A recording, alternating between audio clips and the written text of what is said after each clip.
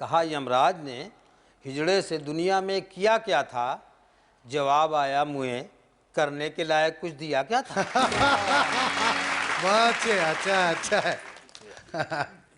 कहा यमराज ने हिजड़े से दुनिया में किया क्या था? जवाब आया मुझे करने के लायक कुछ दिया क्या था? और न पानी था न ही शरबत, न दारू चाय काफी पी। वाह, न पानी था न ही शरबत, न दारू चाय काफी पी। मैं देसाई का चेला हूँ, समझ लीजिए पिया क्या था? वाह, वाह, वाह, वाह, वाह, बहुत खूब, बहुत अच्छे, बहुत अच्छे।